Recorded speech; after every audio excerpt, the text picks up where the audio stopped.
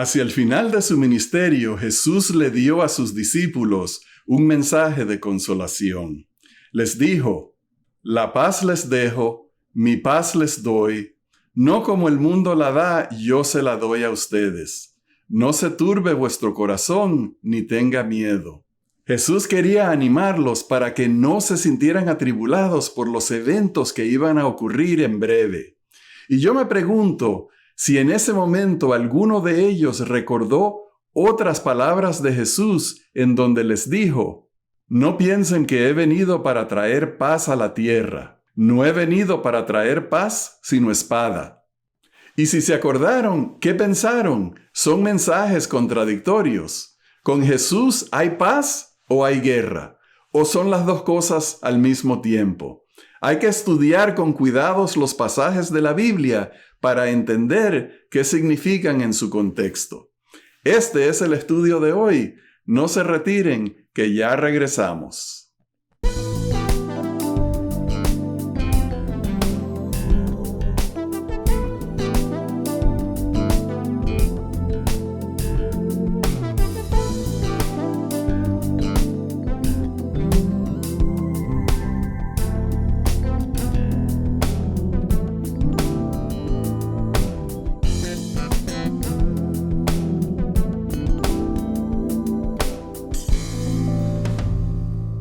Hola, apreciados hermanos, bienvenidos a Perspectiva Bíblica.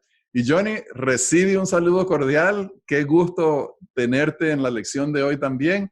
Hoy nos toca una lección muy interesante que se llama ¿Cómo abordar pasajes difíciles? Tú como que estás controversial hoy, Rafael. Me parece a mí que voy a tener que tener cuidado con cómo respondo con las cosas. Bueno, ya veremos. ¿Vamos a orar? Oremos. Gracias, Señor, por el privilegio que nos das de seguir el estudio de la Biblia con diligencia y seriedad. Que seamos humildes y aprendamos lo que tú tienes para nosotros. En el nombre de Jesús oramos. Amén. Amén. Bien, Johnny, ya nosotros hemos leído en otras ocasiones donde Pedro habla acerca de estos pasajes que escribe Pablo, que hay cosas difíciles de entender. Y vamos a hacer un ejercicio interesante porque cuando nosotros leemos la Escritura, cuando la leemos con cuidado, a veces nosotros encontramos cosas que nos hacen detenernos y pensar, pero bueno, yo pensaba que era de aquella forma. ¿Qué es lo que quiere decir la Biblia entonces acá? Vamos a comenzar con el primer pasaje yendo al libro de Malaquías. He aquí, yo envío al profeta Elías antes de que venga el día del Señor grande y temible. Él hará volver el corazón de los padres a los hijos y el corazón de los hijos a los padres, no sea que venga yo y golpee la tierra con destrucción. Aquí hay una profecía de gran importancia en el Antiguo Testamento. Miremos cómo que para nosotros este es el último libro del Antiguo Testamento, donde de allí entonces empieza un periodo de 400 años donde no hay revelación, donde no hay profeta, donde no hay mensajes nuevos de Dios. Y Dios, este pasaje termina diciendo que Dios va a enviar un profeta, Elías, que va a hacer una gran obra. Y no sea que él venga y entonces traiga más castigos. Si esto no llamó la atención de los que estudiaban la Biblia, entonces no sé cómo llamarles la atención. Les capturó la imaginación sin lugar a dudas. Sí. Y entonces, cuando nosotros comenzamos a leer el Nuevo Testamento, no nos debe sorprender que el tema del profeta Elías también era un tema importante. Y lo fue también para Jesús. Vamos a ver lo que dijo Jesús. De cierto les digo que no se ha levantado entre los nacidos de mujer ningún otro mayor que Juan el Bautista. Sin embargo, el más pequeño en el reino de los cielos es mayor que él. Desde los días de Juan el Bautista hasta ahora, el reino de los cielos sufre violencia y los violentos se apoderan de él. Porque todos los profetas y la ley profetizaron hasta Juan. Y si lo quieren recibir, él es el Elías que debía venir. El que tiene oídos, oiga. Qué manera tan interesante de Jesús para llamar la atención de las personas a la labor que Juan el Bautista estaba haciendo. No había nadie más a tono con las profecías del Elías que había de venir que Jesús mismo. La Biblia no nos dice cómo fue ese evento, pero nos podemos imaginar. Háganse este ejercicio mental. Jesús está trabajando en su villa o aldea de Nazaret, en el taller de carpintería, y un día viene alguien a darle una noticia, que hay un predicador muy extraño, tiene que ser un profeta. Y acuérdense que por 400 años no ha habido profeta en Israel. Y Jesús se puso a escuchar esto con interés. Puso el martillo, puso lo que tenía en las manos sobre la mesa y le prestó atención al que le trajo la noticia. Y el que le trajo la noticia le dijo, mira, este hombre está vestido como uno que vive en el desierto, con pieles, y anuncia un mensaje extraño de que ha llegado el reino de los cielos y que la gente tiene que arrepentirse, y está bautizando a personas en el río Jordán. Y este hombre o mujer que le trajo esta noticia a Jesús no sabía que estaba haciendo que el reloj marcara la hora en la que Cristo iba a cumplir su ministerio. Gálatas 4:4. Exactamente. Venido el cumplimiento del tiempo, Cristo nació, pero también el tema de que vino el cumplimiento del tiempo, vino el Elías que iba a venir, y entonces Jesús comienza su ministerio. Esto es maravilloso, Rafael. Me encanta la emoción que surge en mi corazón cuando tú relatas las palabras de esa manera, la historia de esa manera. Y entrando en esa misma historia, un detallito más. ¿Qué tal si comparamos los estilos? El estilo de Jesús, él se metía a la sinagoga, pero Elías nunca, Juan el Bautista nunca predicó en una sinagoga. No. Jesús trajo discípulos y los ponía en contacto con las autoridades y en discusión con las autoridades. Los discípulos de Juan estaban en continuo lucha y contradicción y no había ningún interés de ponerse en diálogo. Son dos estilos muy diferentes. Sí, y entonces, bueno, recordemos lo que este pasaje nos dice, que Jesús les dijo, Él es el Elías que había de venir y el que tiene oídos oiga. O sea, Jesús no dijo en muchas ocasiones el que tiene oídos oiga. Lo dijo en algunas ocasiones. O sea que esto que Él dijo era bien serio, bien importante. Y entonces, los discípulos van a preguntarle a Juan, vamos a ver cómo dice en Juan 1, 19 al 21. Este es el testimonio de Juan cuando los judíos le enviaron de Jerusalén unos sacerdotes y levitas para preguntarle, ¿quién eres tú? Él confesó y no negó, sino que confesó, yo no soy el Cristo. Y le preguntaron, ¿qué pues? ¿Eres tú Elías? Y dijo, no lo soy. ¿Eres tú el profeta? Y respondió, no. ¿Qué situación, Rafael? Porque cuando lo confrontan, da una respuesta diferente a lo que dijo Jesús. Y la verdad que no podemos sacar una explicación sencilla y clara, pero por lo menos da a entender como que lo que él está haciendo es negando todas las posibles cualidades que lo identificaran a él como el Mesías. Eso es lo que me da la impresión a mí por la introducción que hace el sacerdote, que lo que está procurando es ponerle en una esquina, que él diga alguna de estas claves, que el Mesías que venía iba a ser el profeta, el Mesías que venía iba a ser Elías, el Mesías que venía era Mesías. Primero le hace la pregunta directa, no, yo no soy el Mesías. Entonces se la hace indirecta. Pero la verdad es que es una contradicción. Bueno, Johnny, el trabajo de Elías era preparar el camino para la venida de Cristo. Juan el Bautista tenía una misión que era llamar la atención de la gente a Jesús. Y cuando él vio en aquel día por fin que se apareció Jesús, que vino le anunció a todo el mundo: he aquí el Cordero de Dios que quita el pecado del mundo. Sí. Él sabía que él tenía que llamar la atención a Jesús y lo hacía muy bien. Él quería que Jesús creciera.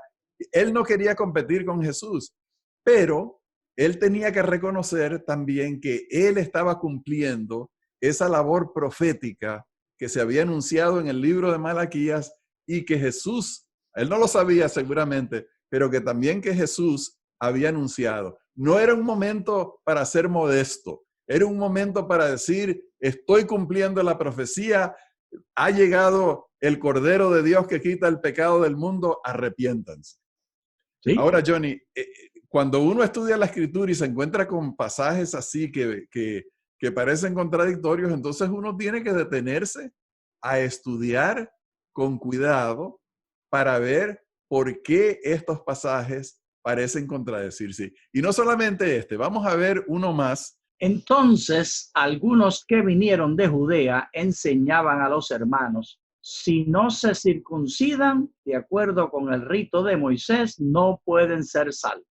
Puesto que surgió una contienda y discusión no pequeña por parte de Pablo y Bernabé contra ellos, los hermanos determinaron que Pablo y Bernabé y algunos otros de ellos subieran a Jerusalén a los apóstoles para tratar esta cuestión. Ok, Johnny, no tenemos mucho tiempo para meternos en el tema, pero en la iglesia de Antioquía, Pablo y Bernabé eran los pastores.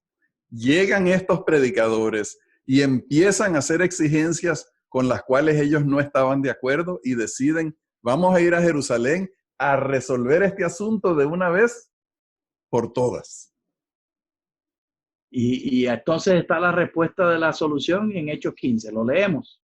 Entonces pareció bien a los apóstoles y a los ancianos con toda la iglesia que enviaran a unos hombres elegidos de entre ellos a Antioquía con Pablo y Bernabé, a Judas, que tenía por sobrenombre Barsabás, y a Silas, quienes eran hombres prominentes entre los hermanos. Por medio de ellos escribieron los apóstoles, los ancianos y los hermanos a los hermanos gentiles que estaban en Antioquía, Siria y Sicilia: saludos. Porque ha parecido bien al Espíritu Santo y a nosotros no imponerles ninguna otra carga más que estas cosas necesarias: que se abstengan de cosas sacrificadas a los ídolos, de sangre, de lo estrangulado y de inmoralidad sexual. Si se guardan de tales cosas, harán bien. Que les vaya bien. Esto es maravilloso porque Pablo logró, y Pablo y Bernabé ambos lograron lo que querían, que era que los hermanos de una vez por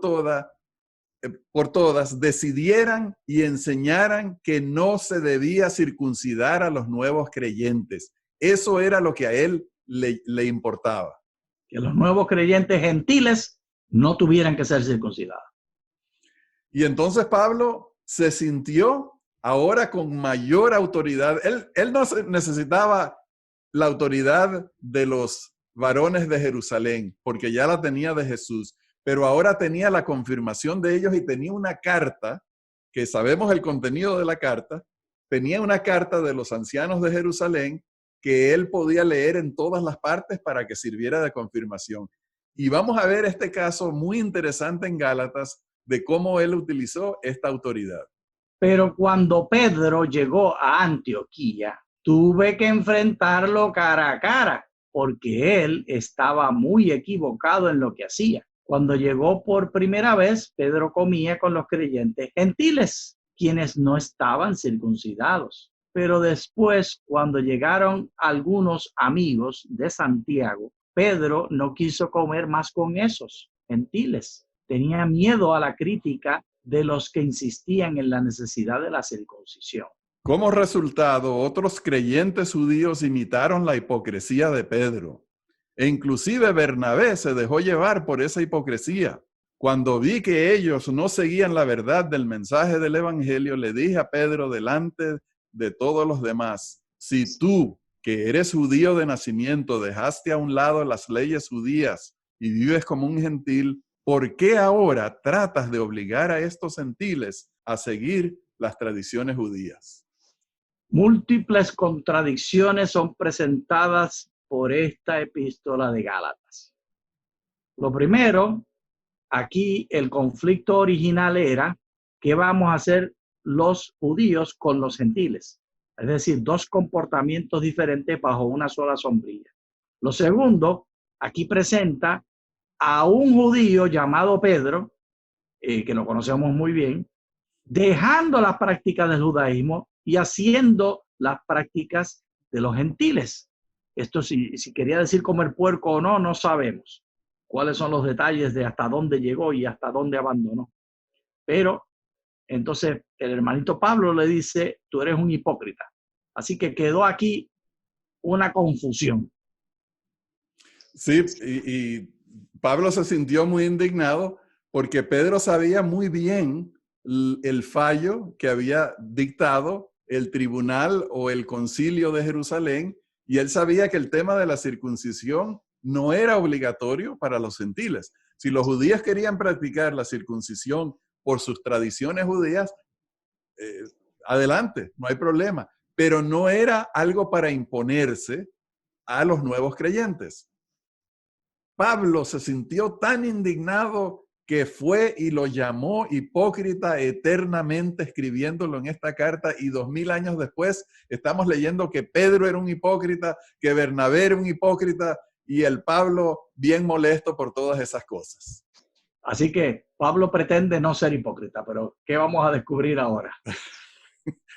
Vamos a ir al libro de Hechos en el capítulo 16. Después llegó a Derbe y a Listra. Había allí cierto discípulo llamado Timoteo, hijo de una mujer judía creyente, pero de padre griego, y daban buen testimonio de él los hermanos que estaban en Listra y en Iconio. Quiso Pablo que éste fuera con él, y tomándolo lo circuncidó por causa de los judíos que había en aquellos lugares, pues todos sabían que su padre era griego. Interesantísimo. Ahora, ¿quién es el hipócrita entonces? Que se haga la lista, que se pongan en fila. Bueno, esa pregunta que tú haces es totalmente válida, porque si Pablo dijo que Pedro era un hipócrita porque estaba diciendo que había que circuncidarse, entonces, ¿qué es él? ¿Qué es él? Y el capítulo Ahora, que sigue, perdón, no, dale. el capítulo que sigue, el 17, mete la hipocresía todavía más grande, porque se reúne con Santiago en Jerusalén y Santiago le dice que pague unos sacrificios que tienen que hacer unos cristianos judíos, y él va y paga los sacrificios de los cristianos judíos para mostrarle a todos los judíos que él es judío y que él cumple las leyes de los judíos. Bueno, entonces, Johnny, cuando una persona está leyendo el Evangelio, está leyendo las cartas de Pablo, está leyendo el libro de Hechos y se encuentra estas cosas, dice, pero bueno, ¿y entonces la circuncisión va o no va? ¿Hay hipocresía en Pedro o es Pablo el hipócrita? Obviamente, Johnny, que el que lee estas cosas puede concluir fácilmente: esto está lleno de contradicciones, y llegar a conclusiones equivocadas en cuanto a la validez del mensaje que nos presenta la Biblia en su totalidad. Y eso sería por la preocupación de detalles, que nunca fue el propósito de la Biblia y Jesús y los profetas y los apóstoles, que fuera lo importante en el mensaje. El mensaje de la sombrilla de la salvación es lo importante, y estos detalles de circuncisión o no circuncisión fue un proceso evolutivo que terminó como estamos hoy en día, y pudo haber terminado de otra manera si no hubiera sucedido las cosas como sucedieron.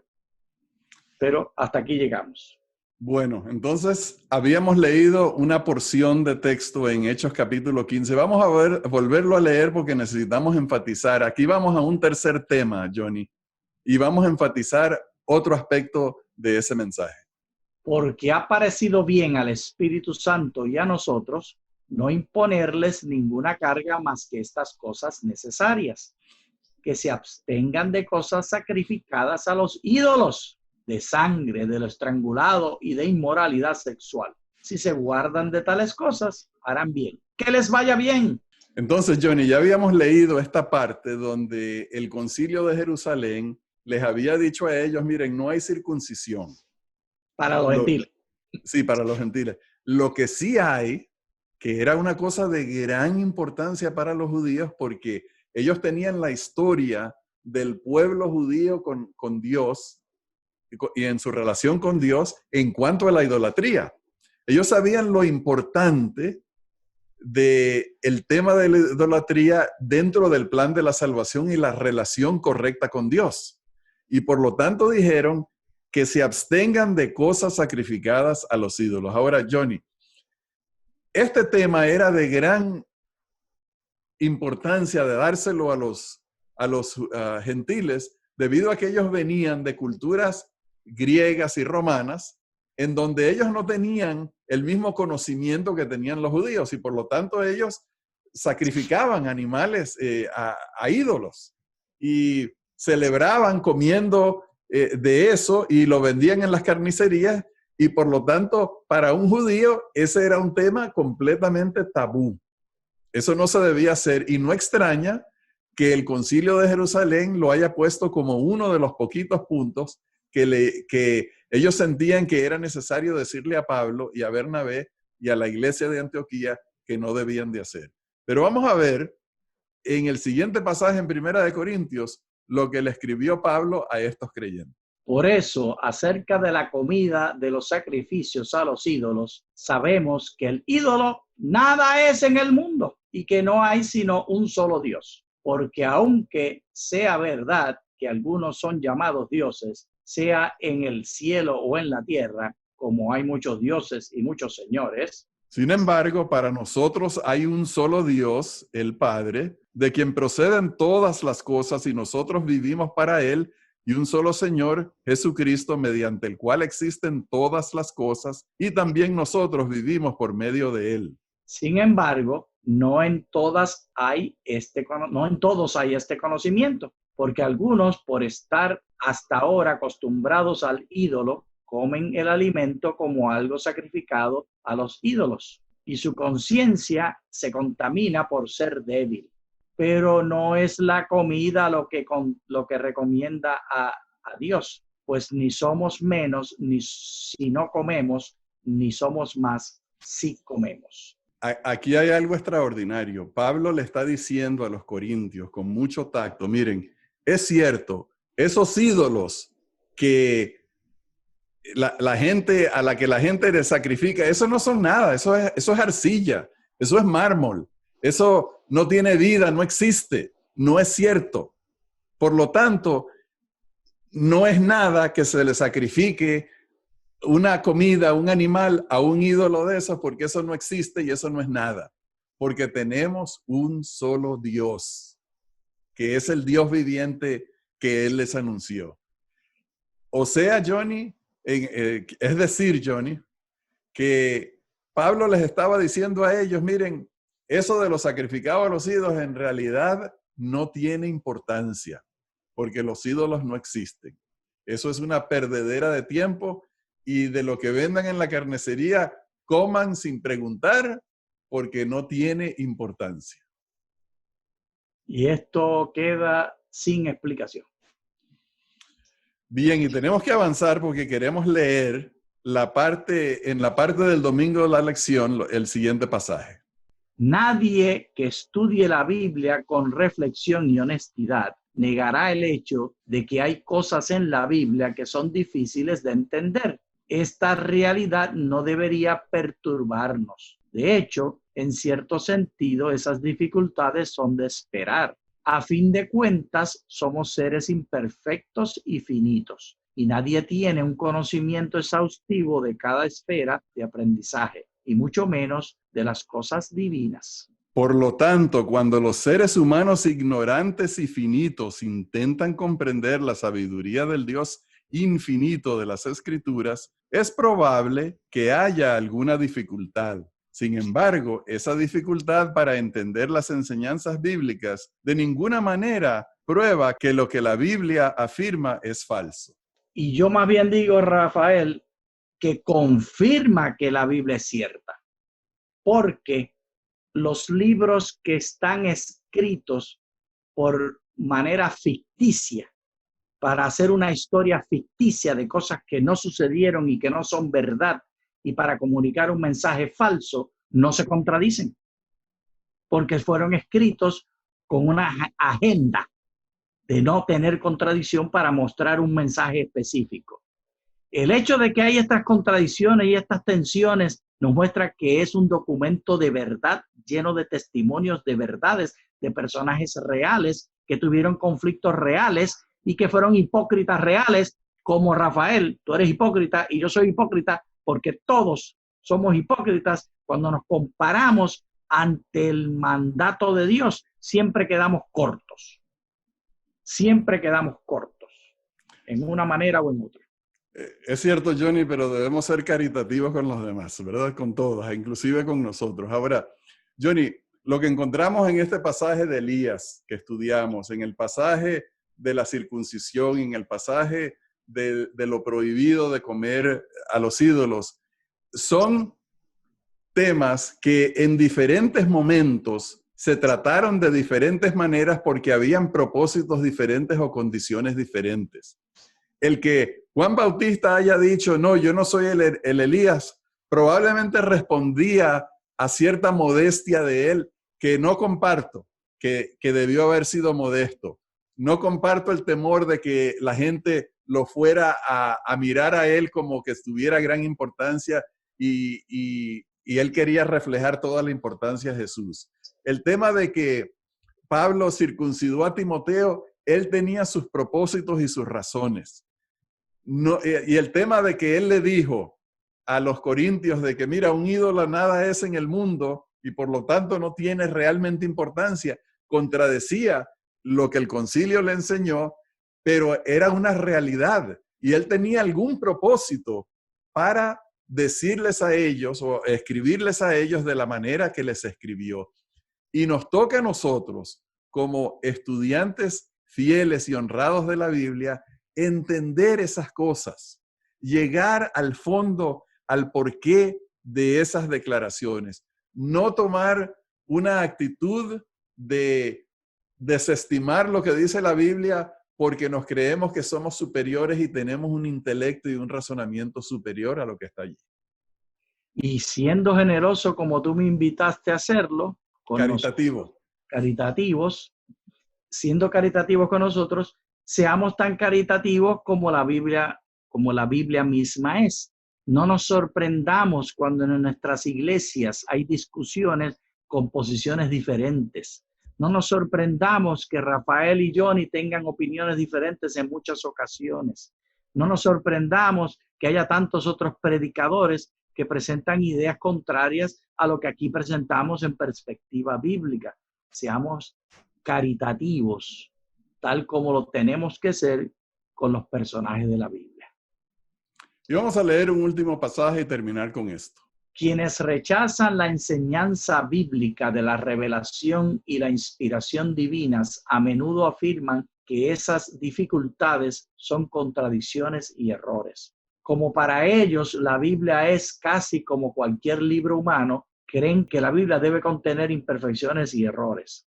Con esa actitud, a menudo no hay un intento serio de buscar una explicación que tenga en cuenta la unidad y la confiabilidad de las Escrituras como consecuencia de su inspiración divina. Quienes comienzan a cuestionar las primeras páginas de las Escrituras, el relato de la creación, por ejemplo, pronto también pueden verse tentados a poner bajo un manto de duda e incertidumbre gran parte del resto de las Escrituras. Y como nos dice este pasaje, es muy importante la actitud con la cual leemos. Debemos de buscar con humildad, con sinceridad, pidiéndole a Dios que nos ilumine. Y con este pensamiento en mente llegamos ya al final del estudio. Les agradecemos por habernos acompañado y les deseamos muchas bendiciones de Dios. Muchas gracias.